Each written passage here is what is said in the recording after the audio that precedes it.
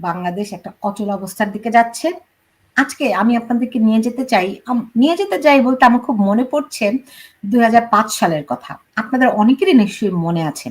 সে সময় একজন প্রধান নির্বাচন কমিশনার ছিলেন এম এ আজিজ। নিশ্চয়ই অনেকে ভুলে যাননি সে সময় কি পরিস্থিতির সৃষ্টি হয়েছিল। সেই এম এ আজিজ যিনি সাধারণ মানুষের কাছে পরিচিতি পেয়ে লাভ করেছিলেন আইজা পাগলা নামে। আমি একজন প্রধান নির্বাচন কমিশনারকে এই নামে ডাকতে চাই না, কিন্তু আপনাদের মনে করার স্বার্থে এই নামটি বললাম। সেই প্রধান নির্বাচন কমিশনার এম এ আজিজের পদত্যাগের দাবি করেছিল তখনকার বিরোধী দল আওয়ামী লীগ। কিন্তু তিনি পদত্যাগ করবেন না। তিনি কিছুতেই পদত্যাগ করবেন না। কোনো কিছু দিয়ে তাকে পদত্যাগ করানো যাবে না। শেষমেশ তার ইলেকট্রিসিটি বন্ধ করে দেয়া হলো, পানির সাপ্লাই বন্ধ করে দেয়া হলো। এমনকি এমনকি সেই নির্বাচন কমিশনে বাজার করে রেখে আসা হয়েছিল। তাকে একদম সব দিক থেকে অবরুদ্ধ যখন করে ফেলা হয়, শেষ পর্যন্ত গিয়ে তিনি পদত্যাগ করেছিলেন। সমস্যাটা কি আমরা কেউ ইতিহাস থেকে শিক্ষা নেই না। যখন রাষ্ট্রযন্ত্র, সে যত প্রভাবশালী ব্যক্তিই হোক না কেন, তার বিপক্ষে চলে যায় রাষ্ট্রযন্ত্র, তখন ক্ষমতায় থাকা যায় না। যেমনটি থাকতে পারেননি, মাত্র ১ বছরও হয়নি শেখ হাসিনাকে চলে যেতে হয়েছে। সমস্যা হচ্ছে আমরা কেউ সেখান থেকে শিক্ষা নেই না। আজকে আজকে প্রধান উপদেষ্টা doctor Mohammad Yunus, Nobel laureate, তিনি সেই একই পথে হাঁটছেন কিনা। কারণ আমরা বুঝতে পারছি রাষ্ট্রযন্ত্র তার বিরুদ্ধে রয়েছে। এমনকি জনগণ তার বিরুদ্ধে রয়েছে। জনগণ তার বিরুদ্ধে রয়েছে কিভাবে করে আমরা বুঝতে পারি? বুঝতে পারি আপনারা তার মার্চ ফর ইউনূস যেই সমাবেশটি ডাকা হয়েছিল, সেখানে কজন মানুষের উপস্থিতি আপনারা দেখেছেন নিজে দেখে বলুন। এই ডক্টর ইউনূস যখন ক্ষমতা গ্রহণ করেন তখন হাজার, হাজার মানুষ সেই ৫ই আগস্ট অভ্যুত্থান এর সময় ছিল। অনেক লক্ষ মানুষ ছিল। কিন্তু এখন তার জন্য কোনো মানুষ রাস্তায় নামবে না। কারণ তিনি যে কয়েকটি বিষয় নিয়ে মানুষের ভিতরে সন্দেহ ঢুকিয়ে দিয়েছেন, সেটি মানুষ আর তাকে বিশ্বাস করছে না। তিনি সম্মানিত ব্যক্তি ছিলেন। এখনো তার সম্মান কিছুটা হলেও আছে। কিন্তু তিনি সসম্মানে বিদায় হতে কি পারবেন? সেই প্রশ্নটি তুলছি এই কারণে, তিনি ১ম এ এসেই যে বিষয়টি দিয়ে মানুষের ভিতরে গভীরভাবে আঘাত করলেন, তা হচ্ছে তার রিসেট বাটন। তিনি বলেছিলেন, "রিসেট বাটন চাপা হয়ে গেছে। আগের বিষয় নিয়ে কথা বলা যাবে না।" ওইসব বিষয় মুক্তিযুদ্ধকে তিনি আঘাত করে বলেছিলেন যে, "রিসেট বাটন চাপা হয়ে গেছে।" মানুষ কিন্তু নড়ে চড়ে বসেছে। কারণ আমরা জানি মুক্তিযুদ্ধ আমাদের অস্তিত্ব। আমরা জানি মুক্তিযুদ্ধের মধ্য দিয়ে আমরা একটি স্বাধীন দেশ লাল সবুজের পতাকা পেয়েছি। তিনি সেই আমাদের অন্তরের গভীরে আঘাত করেছেন। মানুষ কিন্তু তখন থেকে তাদের কান, তাদের চোখ, তাদের ষষ্ঠ ইন্দ্রিয় সজাগ করে দেখছেন ডক্টর ইউনূস কি করেন। মানুষকে বোকা ভাবার কোনো কারণ নেই। আমরা জানি জাতি হিসেবে আমরা অত্যন্ত আবেগী, অত্যন্ত আবেগপ্রবণ, কোনো সন্দেহ নেই। কিন্তু আমরা হাজার বছরেও কেউ আমাদেরকে দমন করে রাখতে পারেনি। কেউ আমাদেরকে দাবায় রাখতে পারেনি। কেউ পারেনি। ডক্টর ইউনূস যদি ভেবে থাকেন যে মানুষ তাকে এখনো আগের মতোই সাদা চোখে দেখছে, অত্যন্ত ভুল। সেই যে রিসেট বাটনের কথা তিনি বললেন, সেই যে মানুষ চোখ কান খাড়া করলো, তাদের কিন্তু চোখ আর বন্ধ হয়নি, তাদের কান কিন্তু আর বুজে যায়নি। তারা ক্রমাগত তাকে অবজার্ভ করেছেন। শেষ পর্যন্ত কি দেখা গেল? তিনি যেই যেই গণ অভ্যুত্থানের সময় মানুষের যে একটা পরিবর্তনের আশা, আকাঙ্ক্ষা, স্বপ্ন ছিল, তিনি পরিবর্তন করতে চাইলেন। কিন্তু পরিবর্তন করতে চাইলেন এই দেশের রাষ্ট্র কাঠামো। তিনি পরিবর্তন করতে চাইলেন দেশের সংবিধান। তিনি পরিবর্তন করতে চাইলেন দেশের জাতীয় সংগীত। পরিবর্তন করতে চাইলেন দেশের সামগ্রিক গণতান্ত্রিক ব্যবস্থা। মোট কথা আমাদের মুক্তিযুদ্ধের ইতিহাস। মানুষ ভালোভাবে গ্রহণ করেনি। তাও মানুষ কিছু বলছিল না। তাও মানুষ চোখ খোলা রেখেছিল, কান উন্মুক্ত রেখেছিল। তারপরে তিনি করিডোর দেয়ার কথা বললেন। তিনি জাতিসংঘের মহাসচিবকে দেশে এনে ভাবলেন মানুষকে এক বিরাট তাক লাগিয়ে দেবেন। তিনি আনলেন, তাক লাগিয়ে দিলেন, কিন্তু সেই তাক লাগানো তার পক্ষে নয়। জানা গেল তিনি জাতিসংঘকে বাংলাদেশের বাংলাদেশের মিয়ানমার ওখান থেকে তিনি করিডোর দেবেন রাখাইনদেরকে। সেই করিডোর দেওয়ার জন্য তিনি বললেন যে কোনো কিছুর বিনিময়ে এখান থেকে সরে আসা যাবে না। মানুষ এখন আর শুধু তাকিয়ে থাকলো না, মানুষ এখন শুধু কান উন্মুক্ত করে রাখলো না, মানুষ এখন নড়ে চড়ে বসতে শুরু করলো। কারণ মানুষ বুঝতে পারলো এই করিডোর সেই করিডোরে নয়, এই করিডোর আমার দেশের স্বাধীনতার সার্বভৌমত্বকে বিকিয়ে দেওয়ার এক করিডোর। এই করিডোর সেই করিডোর যেখান থেকে বিদেশি শক্তি, বিদেশি সেনারা আমার দেশে প্রবেশ করবে এবং তারা আর যাবে না। ডক্টর ইউনূস এখানেই থামলেন না। তিনি বললেন চট্টগ্রাম বন্দর তিনি বিদেশিদের কাছে ইজারা দিয়ে দিবেন। কারণ তারা নাকি এই বন্দর ভালো চালাতে পারবে, লাভজনক করতে পারবে। মানুষ এবার শুধু নড়ে চড়ে বসলেন না, মানুষ এবার ঘুরে দাঁড়াতে শুরু করলেন। ওই সেই রিসেট বাটন থেকে যেখান থেকে শুরু করেছিলেন, যেই না করিডোর হয়ে চট্টগ্রাম বন্দরের দিকে হাত বাড়ালেন এবং একজন নিরাপত্তা উপদেষ্টা খলিলুর রহমান, যিনি নাকি আবার বিদেশি নাগরিক, তাকে নিয়ে আসলেন। এইবার মানুষ রুখে দাঁড়ানো শুরু করল।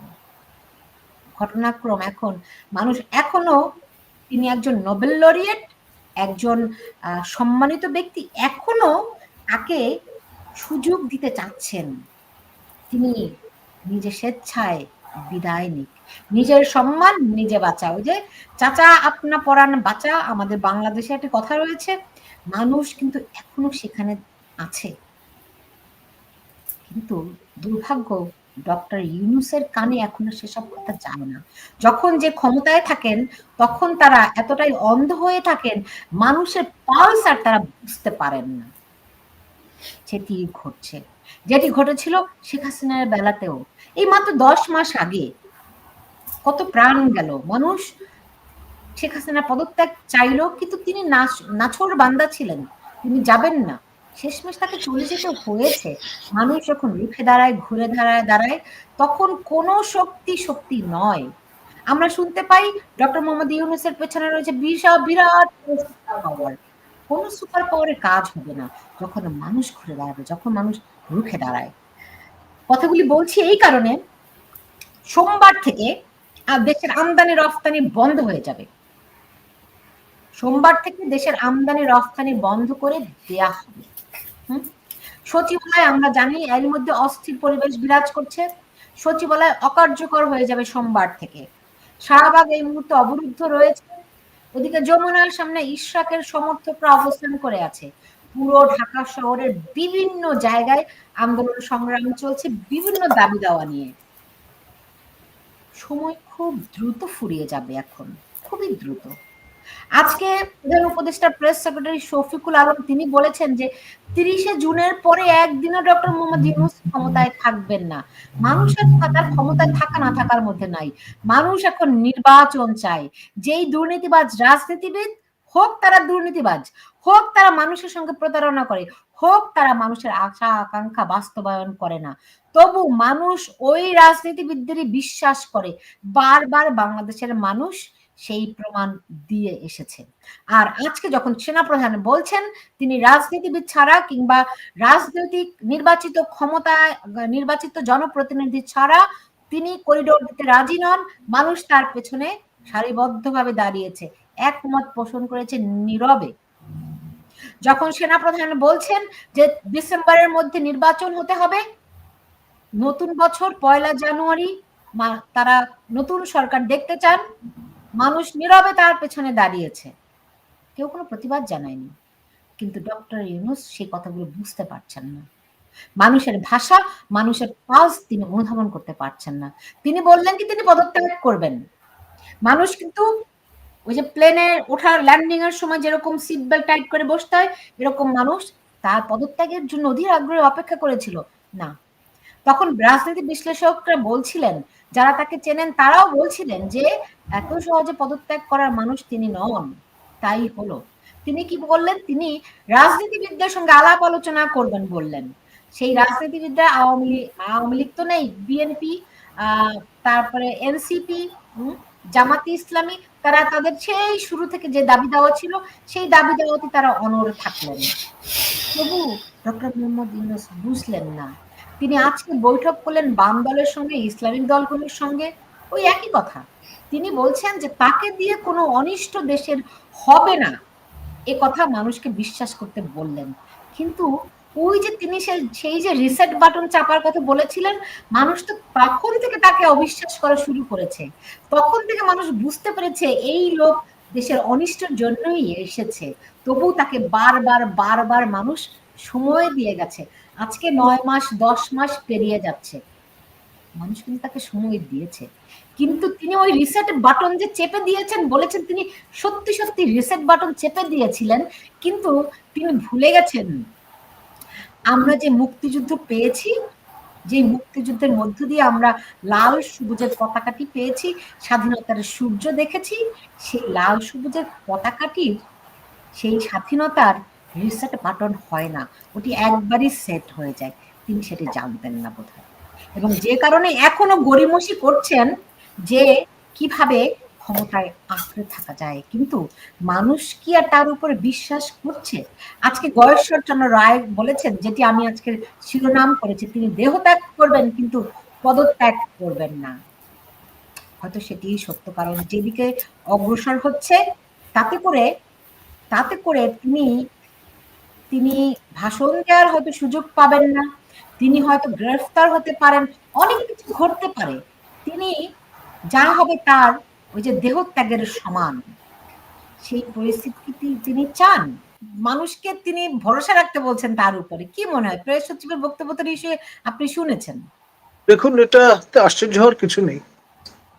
হায়া এবং লজ্জা একজন মানুষের যদি লোপ পায়, তিনি যে কোনো অবস্থান নিতে পারেন, যে কোনো ভাবেই আপনার জনসমক্ষে চেহারা দেখাতে কুণ্ঠিত হন না।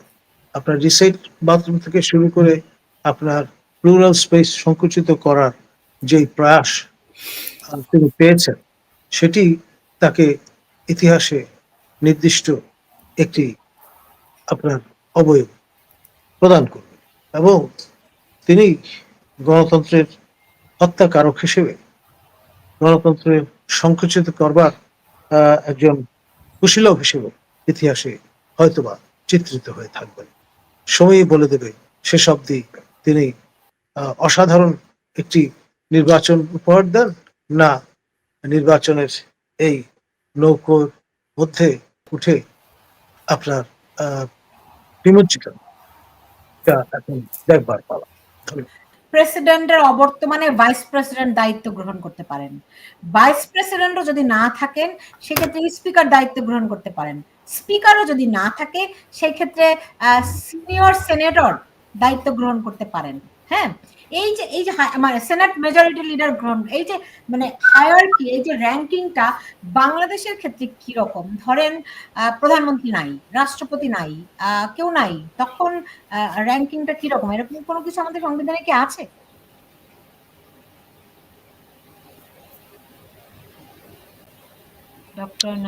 দেখুন, আপনার যে ব্যাপারটা সেটি হচ্ছে এইরকম যে আপনার প্রফেসর ইউনূস একটি অগ্নি পরীক্ষার সম্মুখে রাখো। কোথায় যাবেন, কি করবেন, তার জন্যে পুরো ব্যাপারটাই সার্কাসের দড়ির মধ্যে হেঁটে যাওয়ার মতো একটা বিষয়ে পরিণত হয়েছে। একটু এদিক ওদিক ঝুঁকলেই তিনি কিন্তু প্রপাত ধরবেন এবং সমূলে তার সঙ্গে তার ফাসাদ ধসে পড়বে, ভেঙে পড়বে।